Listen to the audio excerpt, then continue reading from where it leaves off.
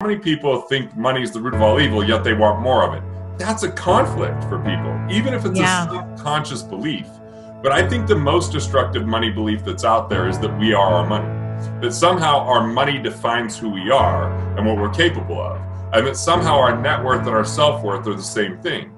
So if you want to transform right now your thoughts into profits, keep way more of what you make, and grow your money without sacrifice or delay, Garret Gunderson is your guy. So Garret, thank you for coming on the show today. Thanks for having me. I'm really looking forward to this. Yeah, so we kind of need you now more than ever. That is definitely the case. I mean, and what's interesting is the CNBC thing in 2008 is when I got kicked off, because I said it was the time for people to stop contributing to the retirement plans and really start investing into their business, because we were in for a bumpy ride and the market was doing well when I was on. And it just tanked over the next couple of months. But they just, like, this British guy just got really big eyes. I was just on a camera, and then they just cut me off and never spoke to me again. So it was really crazy. But I was fairly accurate about what I was saying. Yes. And, now it's just as critical, if not more, than it was back then. Wow. Well, I want to dive into all of that. And, for those business owners that were around during 2008, 2010, I mean, I've been in business since 1980 something. I mean, way too long. But so been through lots of ups and downs. This is definitely different.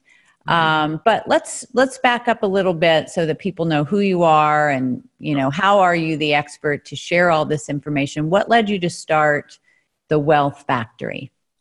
Well, I grew up in a small coal mining town. My dad is a coal miner. My grandfathers and even my great-grandfather, all coal miners. So they knew a lot about hard work, but didn't know a lot about wealth, because hard work with the wrong philosophy still equals misery, bankruptcy, scarcity, frustration, right?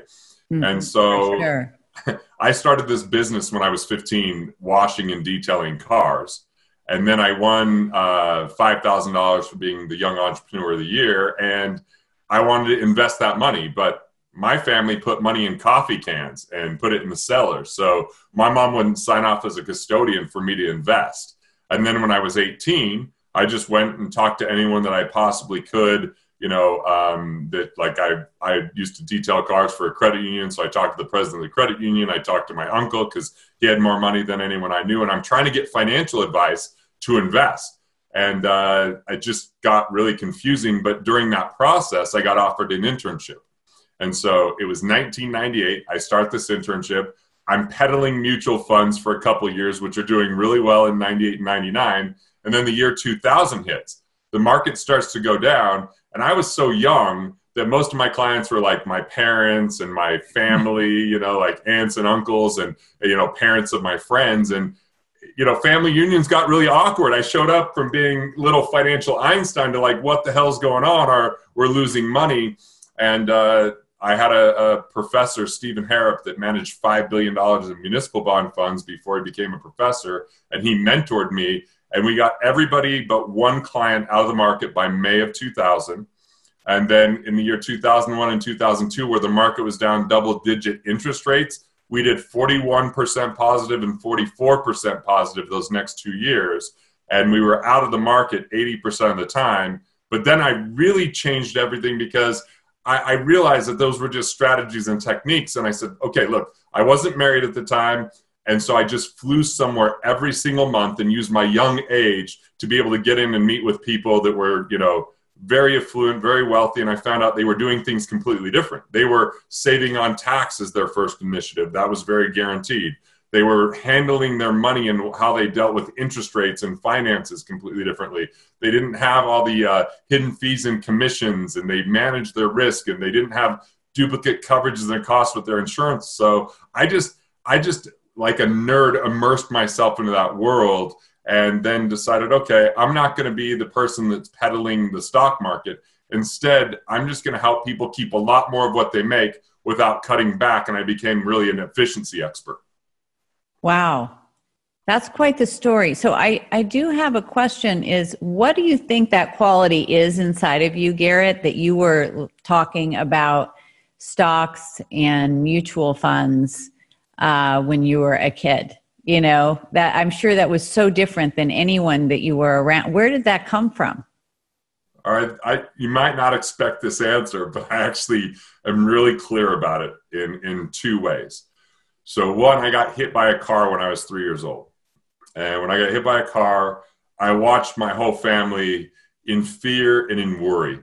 They were really like, my mom was pregnant. The hospital was 30 miles away. It was the first time I saw my dad in his full coal mining gear with dust on his face showing up to the hospital. My grandparents showed up. And I had this like notion of like, wow, look at all this pain.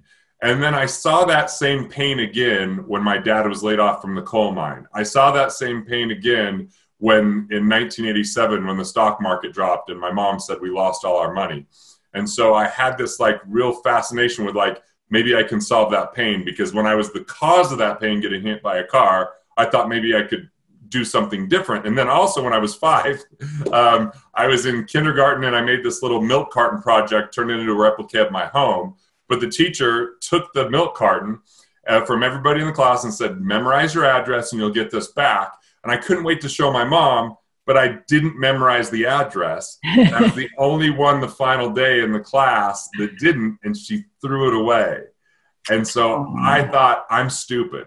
And so to prove I wasn't stupid, I thought if I could get really wealthy, I could take care of my family, and I could prove to everyone else that I wasn't stupid, including myself. And so that was not the best belief long term, but it was the thing that got me started. And, I just saw so much pain and suffering with my family. I mean, my great-grandfather didn't see his wife and didn't meet his daughter until she was 7 years old, because when his wife got pregnant, he couldn't put food on the table in San Giovanni, Italy. So he had to get on a ship, come to America, become a goat herder, eventually a coal miner, live in a tent. Wow. And what I realized is if people don't understand finances, it creates so much pain. And so I gained this massive passion because my grandfather was my hero. My mom was always there for me. And I thought maybe I could be there for them if I could figure this out. Wow. Yeah. So that's such a deep driver. Now that really makes sense to me. And you sure appreciate, when you've experienced that, you definitely appreciate what you have, and then you want to keep it and grow it. And so I want to talk about COVID-19 businesses now and beyond, but in general, how do you generally help clients make these big leaps financially in their wealth and in their success? Well, the first step is to find out where things have unnecessary risk or where they're inefficient. And so we actually went and built an entire financial team. When I was 22 years old, I flew to New York City. I was a pest to this guy named Vince, but I made friends with his wife and his secretary. And they said, you're going to let Garret go and watch you on some of your appointments. And so we went into this appointment where he's presenting a $400 million strategy. And the client's not even in the room, but it's a conference room table with attorneys and accountants and other investment professionals and risk managers. And after the meeting was over, I said, what was that? He goes, it's called a family office. And this was a low tier one. You just have to be worth $30 million to work with them. And he said it matter of fact. And I was like, my young mind was like, well, what if you're not worth $30 million? I didn't know people were $30 million at that time. So I naively said, I'm going to build that for the entrepreneur, that all their money's tied up in their business, that they're first generation, that they don't have this cash. And it took me 13 years to build that team of attorneys, accountants, investment advisors. And I created an investment philosophy and a wealth philosophy that they had to subscribe to. They had to go through a 9-month application and interview process. And then, so I was able to kind of build that. So what we do is we're like a quarterback for people. We help them navigate that. And the first thing is get their financial house in order. And then the second thing is plug the leaks and get them more cash from the dollars they're already making. Then the third thing is focus on how they can become economically independent, which is having enough cash flow come from 2 sources. Their assets that kick off regular cash flow, or their entrepreneurial income, which is the income that shows up if they don't open a computer, look at their phone, or go into the office, right?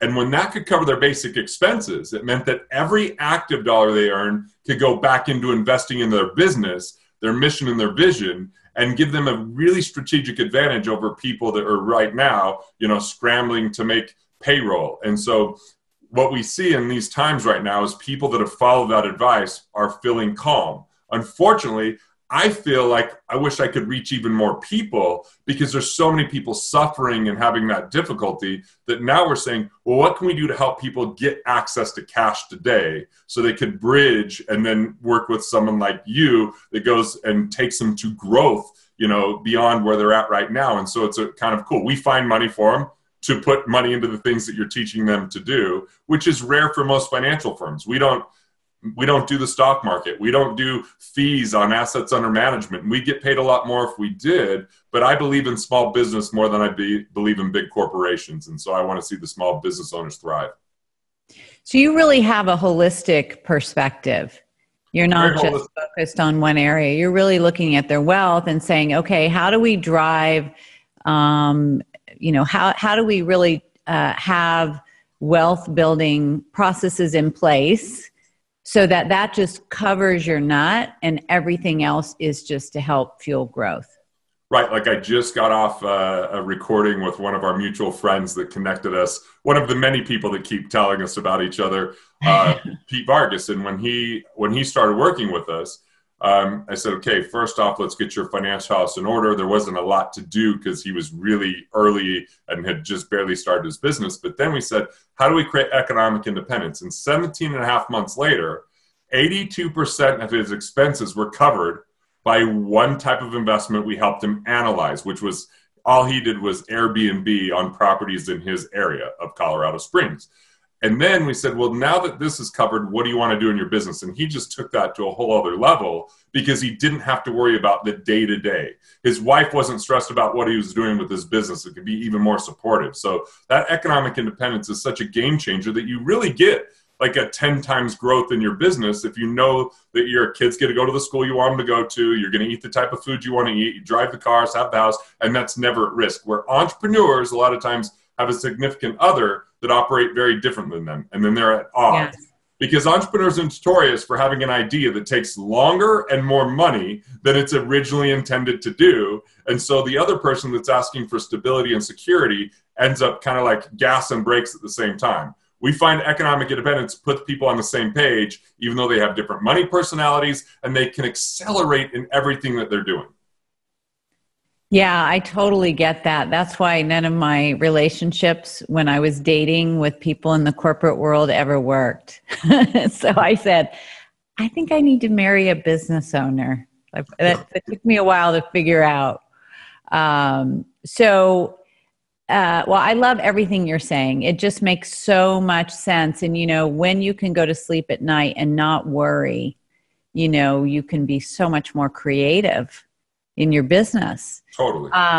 Let's go ahead and dive into what's happening in the world now. What can business owners do now? In our community, as I was telling you before, Garret, we have brick and mortar, we have restaurants, we have retail chains, and we also have the construction company, the staffing company, the marketing company. We really are all across the board. And what's been exciting is that, within the challenge, it's amazing how the human spirit prevails.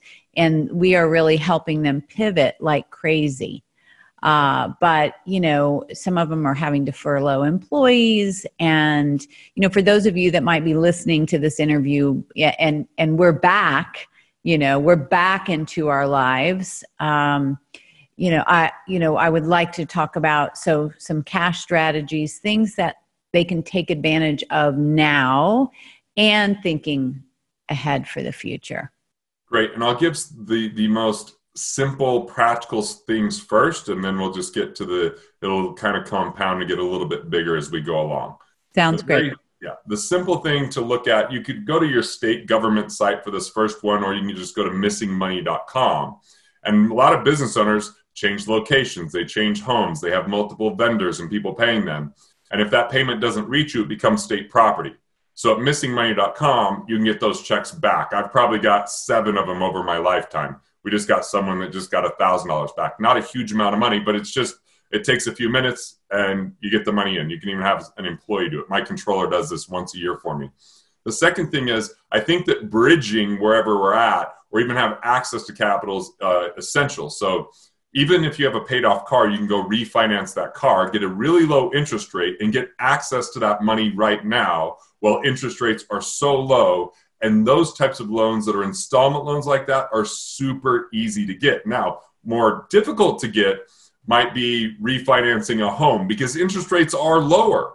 Refinancing that will mean you have better cash management. The payment will be lower. But you might even consider, and this isn't ordinary advice, but this is not ordinary times. We just had a guy, James Bentz, that got $300,000 extra when he refinanced just to go put it in a safe account, just into cash. Because one, he knows on the other side of this, his profession, a lot of people aren't going to make it. And he'd be able to buy those businesses and the employees inside of those businesses and keep them alive by having that cash on hand. But also, if right now we're doing this, there's quarantines. If the quarantines are longer, he can ride that out longer by having access to that cash. Or even getting a line of credit is useful. But if you have a line of credit, you might want to pull that money out of the line of credit, put it into a bank account, pay the interest even if you're not using it, because you can always pay it back. But we're going to see a lot of people lose their lines of credit if they're not used, because the banks are going to find increasing defaults, more difficulty. And so that's another piece. And I'll breathe here for a second. Now, there's a lot more I can cover here, but that's some immediate cash management for people. Yeah, I love that. I'm going to do all of those things. And really what you're saying is to hold on to your cash, like yes. Really pull out and just for safekeeping. You may put it back in, you may not spend it, but just as a backup. In fact, we were just talking about refinancing the house. So that's interesting because we definitely have equity in the house.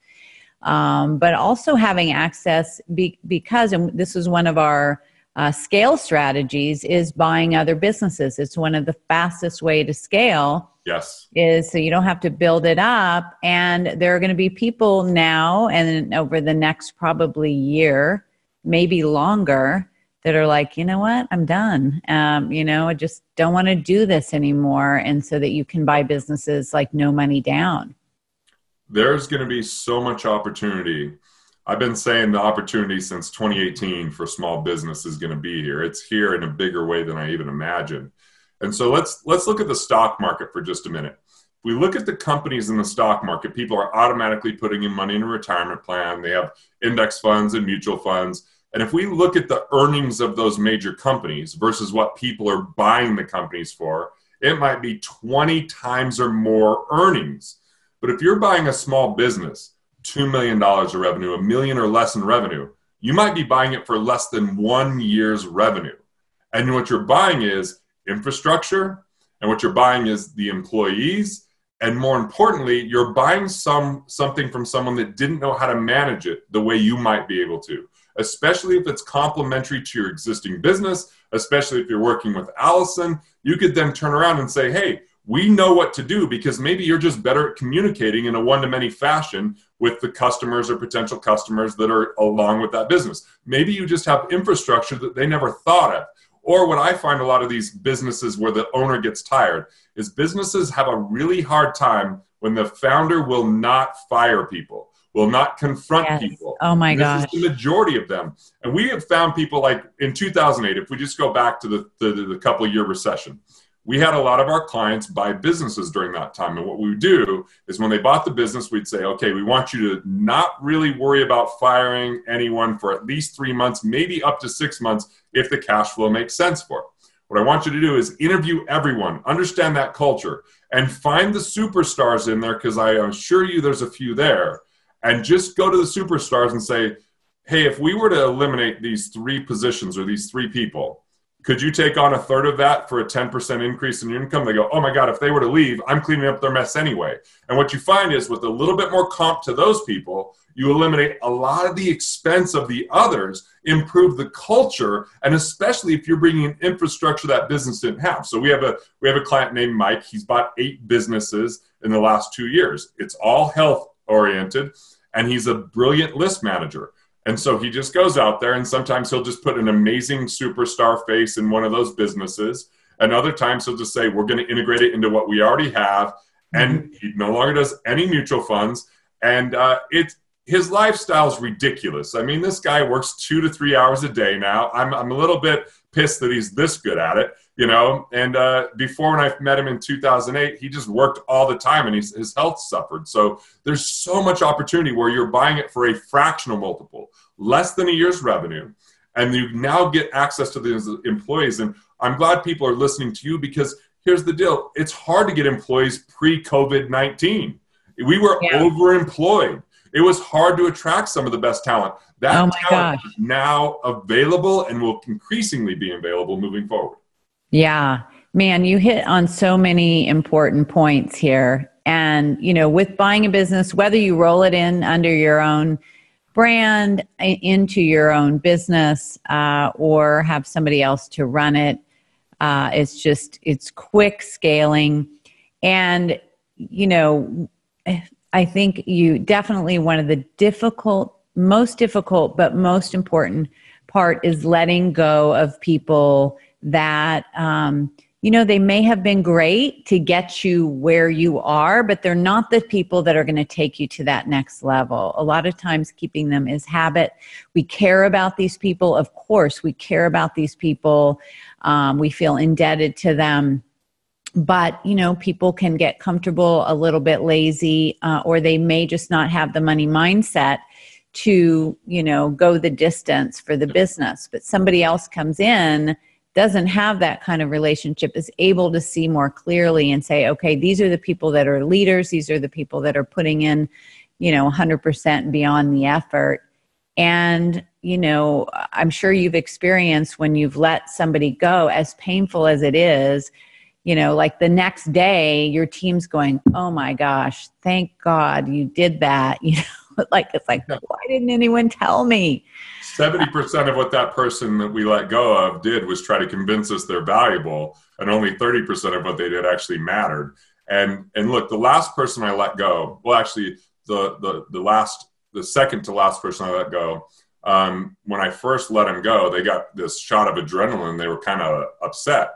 Within a couple of days, I called them back. We had another conversation, and they were fine. And they actually understood why we weren't working well together, even though they'd been with us for 10 years. And it was 2 years too late. I, even teaching this, waited 2 years too long. Yes. The last person I let go, as soon as I saw there was an issue, and then in the end of the conversation, they said, is there any way I could ever come back? I said, maybe. I'll leave that door open, but here's what I'd have to see to even consider that.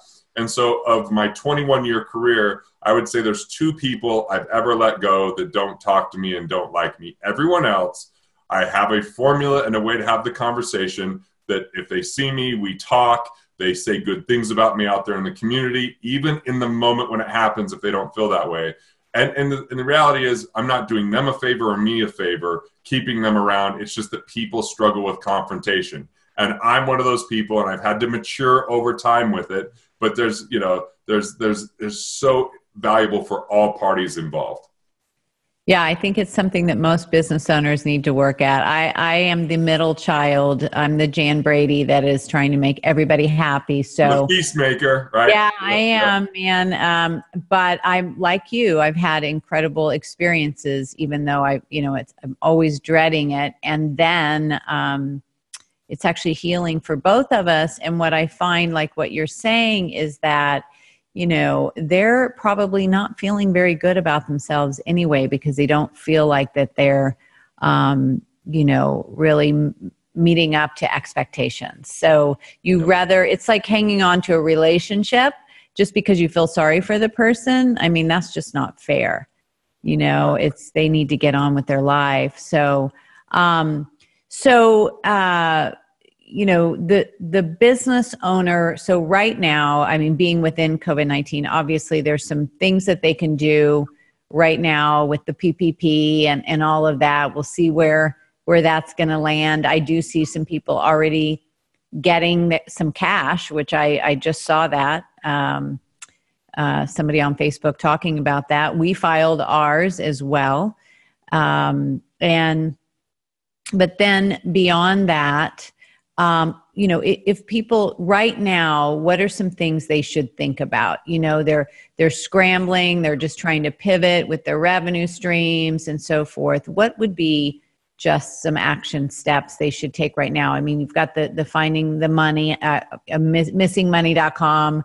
I'm definitely going to do that. You're saying, look at refinancing and holding on to the cash. What are some other things? So this one will last for a while. So I'm going to start here. And I think it's one of the bigger opportunities. It's called net operating loss, or NOL. And what's happened is in 2017, we had a new kind of Trump tax plan that came out. And one of the things that eliminated was how we deal with losses as a business. It capped it at 80%. So anything over 80% you had to carry forward. You couldn't take in that year. The other thing that would happen is there was alternative minimum tax. So based upon how much you make, that started to creep up. And what they've changed with some of the new IRS notices is there's no longer a cap rate. So you can write off 100%. So you might have had profitable years in the last 5 years that normally you could only go back 3 years and it was capped. Now you can go back to 2015 and there's no cap on it. And so we had someone just recently, we did this thing, if someone owns a commercial building like their own building, they can do something called cost segregation. Cost segregation allows you to accelerate your depreciation for tax purposes. So it's limited how much you can write off. So he was going to get $70,000 back and felt really good about that. Well, in the midst of this, and after the study, when that cap was lifted off, the number came out to be $1 million. $1 million, same strategy, but with new net operating loss laws. Another example that was very similar is there's something called R&D credits, research and development. So any business owner that's built a website, that's modified a CRM, that's built an app, that's done something in technology, and they've done that within the United States. They didn't go to India or they didn't go to the Philippines. You can get credits above and beyond your expenses. Those credits are because of the time that you spent. And it's a way to say, please keep that here and keep the money in the United States. So once again, that was limited by some of these rules. You can now go back 3 years still, and then the cap is taken off. So again, someone that thought they were going to get back, I think it was something like $19,000 is getting closer to $100,000 back because of the rule change. So everyone at all times can go back 3 years and amend returns if they've missed something. And I find most people miss things on their taxes because they're busy business owners. They don't understand the tax code. They have had the same accountant for a long time that might be more of a historian saying, here's what you made, here's what you owe, than a strategist that says, well, how do we maximize the tax deductions? Could you pay your kids? Right now, people are working from home. There's a thing called the Augusta Rule. The Augusta Rule says you can rent your home out 14 days a year to your business. Your business gets to write that off, but you don't have to claim that as personal income, so it's pure tax deduction for the business. Or the bigger things that happen in accounting really come from tax attorneys and corporate attorneys, but most people don't integrate them into the tax team. And so there's 4 ways that attorneys can help you. One is reclassification of income. So reclassification of income is taking an active income like a W-2 and then taking more distributions like 1099, because it's when you're operating as a business owner, you can be 1099. It's only when you're operating as a technician that you're W-2. It's the reasonable salary test that avoids 15.3% tax. Or if you own your building, you can rent that out to an LLC that you own. You can charge top rent, and that comes in as 1099. Those are just 2 examples of moving from active to passive. Another one, though, is moving from ordinary income, which is 37% at the top rate, to capital gains, which is 20% at the top, 15% is a little bit lower rate depending on how much, and there's some that's even at 0%. Well, let's say you have international clients. International clients can pay you through an international sales corporation, which makes it a capital gain instead of ordinary income, because again, the United States wants the money here, not the money there, right? So, or even if you have a business that you sell off pieces of stock, that's capital gains. Or I did something years ago because of times like this called a captive insurance agency, which is just a way that I can put money into my own insurance company.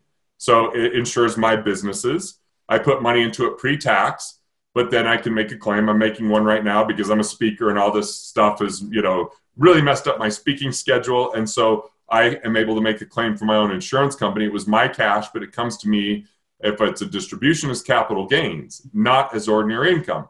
And so another thing is there's tax-free income available.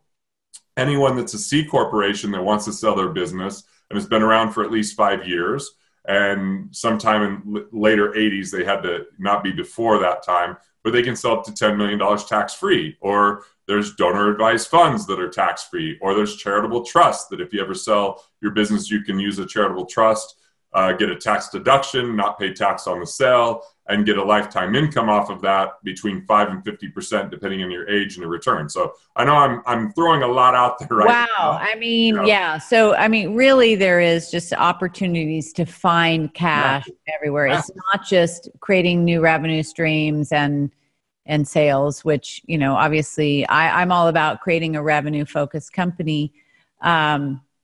But there could be cash that you're not capitalizing on right now. That Augusta rule, that's something that I learned actually through JJ, which I think was through you. Through me. Yeah, JJ is one of my favorite because she's like, can we write off a wedding? Can we, she's like always challenging. Everything is a mastermind. I know. So with the Augusta rule, can you go back to your taxes for 3 years for that? No, that has to be in the given year. It's kind of it does. Okay. We're R&D credits, another thing called DPAD, domestic production credits. You can go back.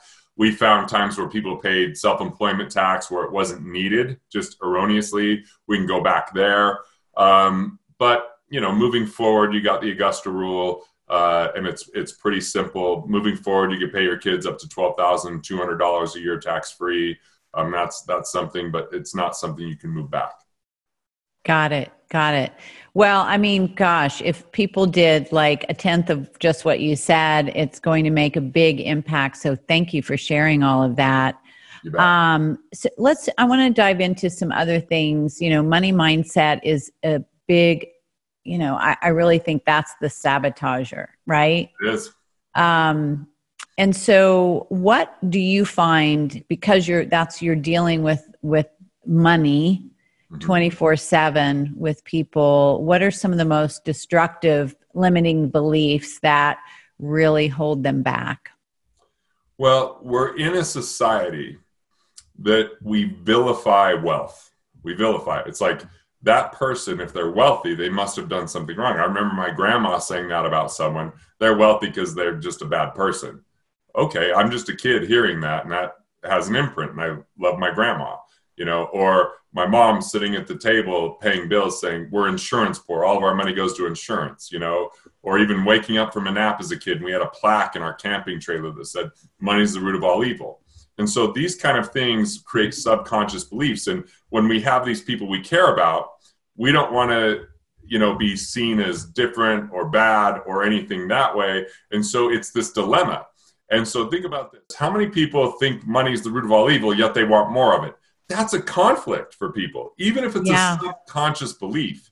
But I think the most destructive money belief that's out there is that we are our money, that somehow our money defines who we are and what we're capable of, and that somehow our net worth and our self-worth are the same thing, where money is merely a ledger or a measurement of past things, not future things, just the past value we created, past inheritances, and at most it's a snapshot of what's happening today.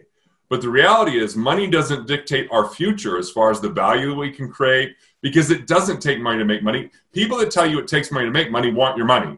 Like Wall Street, it doesn't take their money to make money, it takes your money. It doesn't take risk for them to get returned, you're taking the risk, right? Yeah. And so we have to really identify that money is a byproduct. It's a byproduct of value creation. And the way that we create value is in two modalities. One is our mental capital. It's our knowledge, wisdom, insights, strategies. It's all the tools that we have. And then we combine that with relationship capital, people, networks, organizations, subscribers, friends, family, cohorts, associates, customers. And so the bridge between mental and relationship capital is business. Business is a bridge where we serve others, solve problems, and deliver that value.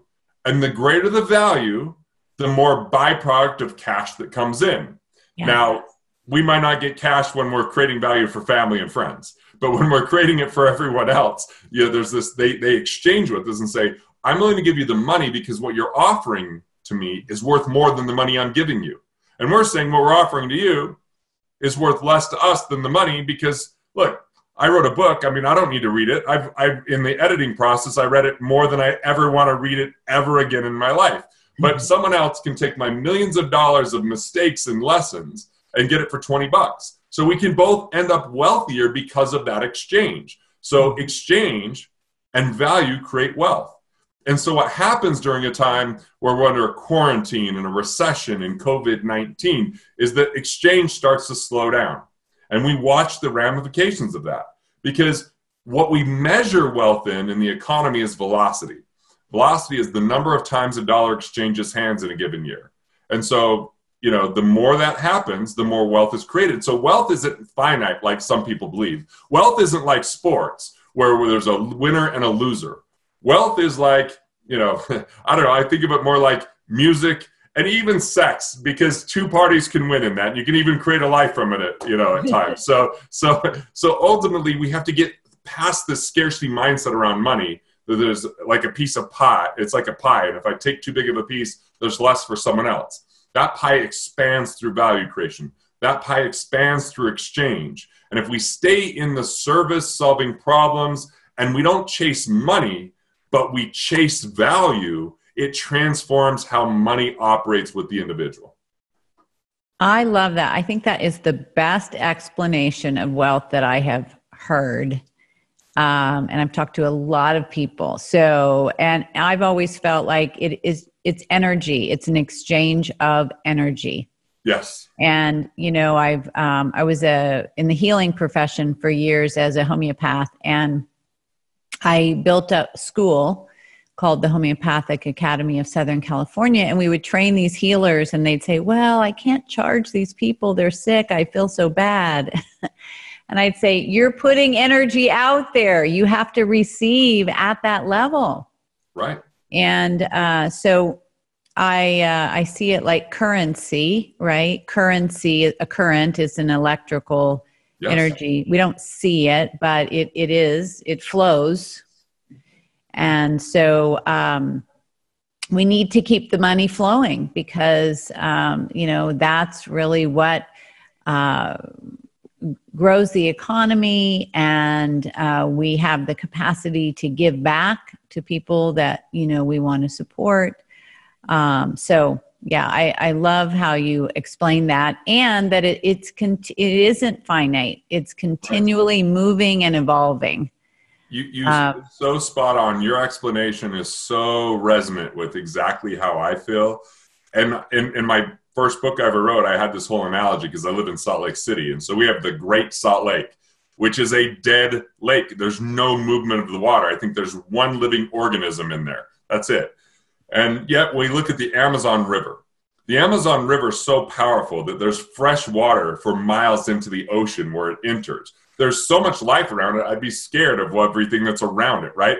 But if we look at money more of a flow than as something that's stagnant, unfortunately, too many people have erroneously believed that net worth is the game of money. So net worth is usually how much can I scrimp, sacrifice, save, delay, and defer to have a number on a piece of paper that says how much I'm worth. That gets money to stop. And it's all about like retirement plans. I'm about cash flow.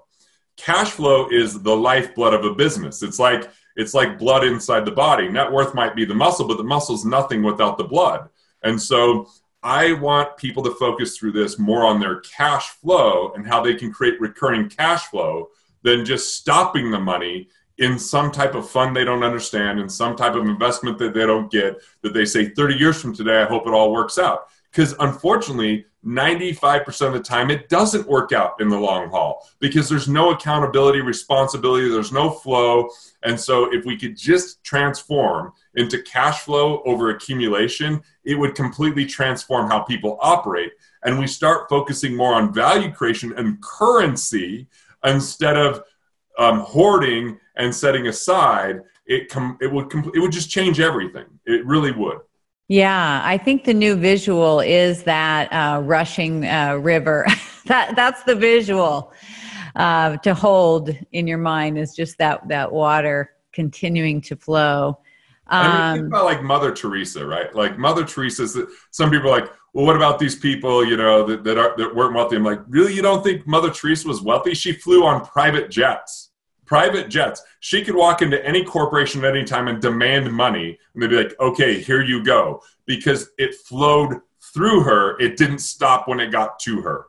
When it stops when it gets to you, that's scarcity. It will limit your overall impact and outcome because it doesn't velocitize.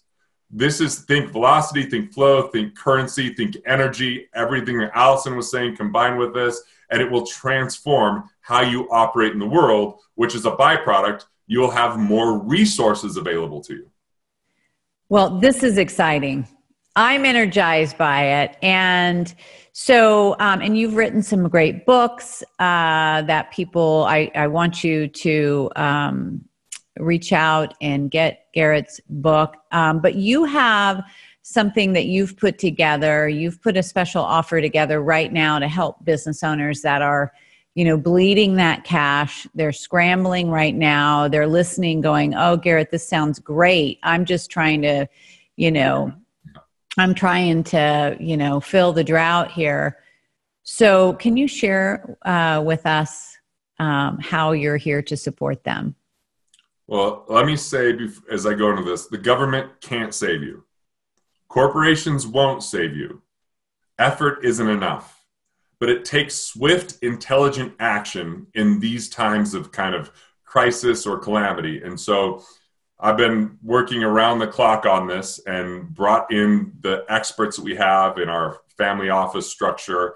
And what we've created is critical cash in critical times. And so what it's designed to do is give you the support to navigate all that we've seen with the 3 IRS notices, with the different acts that have come out, you know, everything with the CARES Act and the Payment Protection Program to the emergency injury disaster loans to the employee retention credits. I mean, there's a lot for people to navigate, and there's some that you can do both, others that are one versus the other. Some are for people that have had a bigger than a 50% drop from last year to this year in their revenues, and that makes it available. And so there's some that you just click one thing and you can get a $10,000 advance. Some of this is to be paid back. A lot of it is not.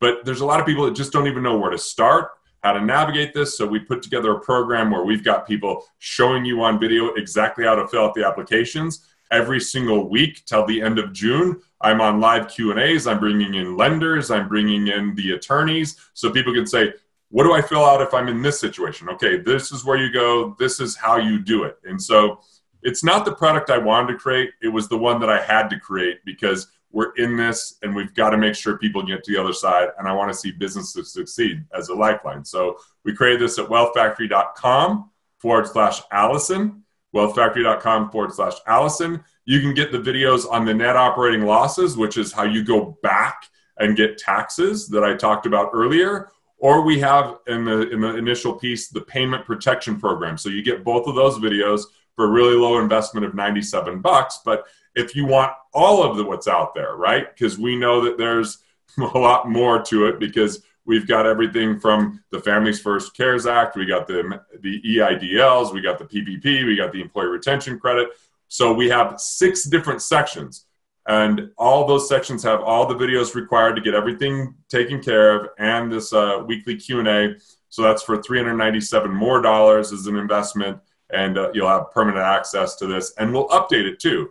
If the HEROES Act goes through, if it hasn't by the time this airs, then guess what? We'll have that included in there. That we're doing everything we can to put this out for people and help them. I saw too much confusion, too many people not knowing what to do, and I was manning too many phone calls and text messages. So I'm like, okay, here you go. Yeah, well, thank you for doing this, and thanks for pulling it together so quickly. There is so much confusion and missed opportunity. This is something where you need to take fast action, and I like that you're coming on every week because there are changes. There are going to be new things that are going to be offered, plus all of the other strategies that you employ and that you support people with. So it's even beyond that. Really just get your head in the game to get your finances turned around, so that not to just get you through this time and survive, but it's really to thrive financially. And I will tell you that Garret is the guy in this space. Seriously, I have had 5 people say, you have to meet Garret. I'm so excited that you're on here today. I'm really happy for our community to find you, and for all of those listening. Definitely take Garret up on this offer. We don't usually make offers on this show, but I'm doing it today because I really want to help you, and it's really so reasonable. So it is, let's give that, we'll put the URL up, but for those of you that are listening to this, it's wealthfactory.com/Allison. Remember, Allison has 2 L's. This is fantastic. So thank you for doing this. Yeah, thanks for having me on. And, it feels good to get people money and then know that if they're listening to you, they're going to do the right things with it.